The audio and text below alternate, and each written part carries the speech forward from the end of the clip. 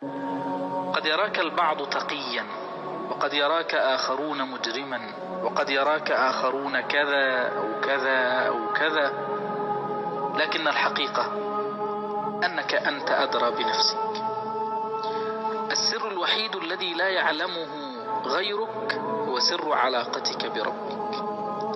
فلا يغرنك المادحون ولا يضرنك القادحون، لأن الحقيقة تقول: بل الإنسان على نفسه بصيرة. من خطورة العيش بين الطاعة والمعصية أنك لا تدري في أي فترة منهم ستكون الخاتمة.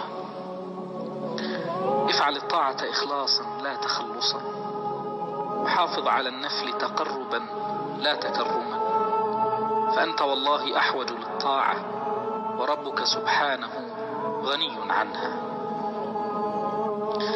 لا تجعل همك هو حب الناس، فالناس قلوبهم متقلبة، قد تحبك اليوم وتكرهك غدا، وليكن همك كيف يحبك رب الناس، فإنه إن أحبك جعل أفئدة الناس تحبك. والحرام يبقى حراما حتى ولو كان الجميع يفعله. لا تتنازل عن مبادئك ودعك منهم، فسوف تحاسب وحدك. لذا استقم كما أمرت لا كما رغبت.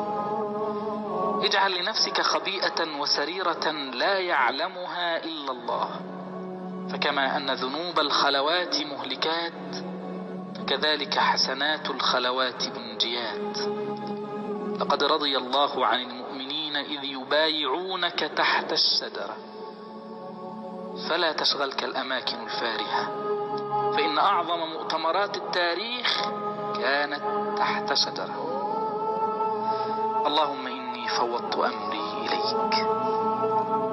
قال أحد العلماء: إني أدعو الله في حاجة، فإذا أعطاني إياها فرحت مرة، وإذا لم يعطني إياها فرحت عشرات المرات، لأن الأولى اختياري، والثانية اختيار الله علام الغيوب.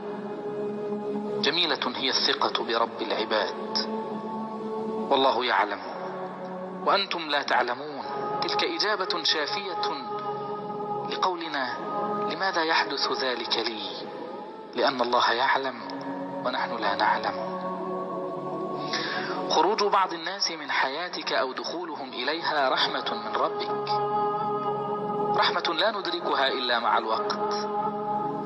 الأعوام تغير الكثير، إنها تبدل تضاريس الجبال، فكيف لا تبدل شخصيات البشر؟ لو علمنا كيف نغرق في الأجر بعد المحن لما تمنينا سرعة الفرج.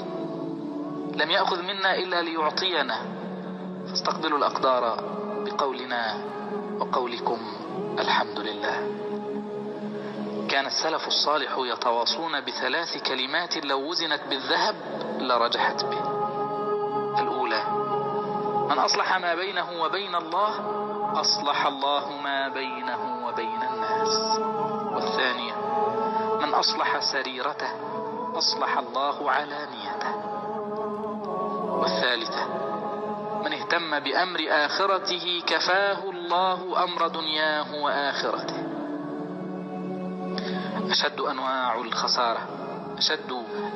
الخسارة أن تكون الجنة عرضها السماوات والأرض ولا يوجد لك مكان فيها. اغتنم الحياة فهي زادك. غفر الله لي ولكم، وصل اللهم وسلم وبارك على سيدنا محمد.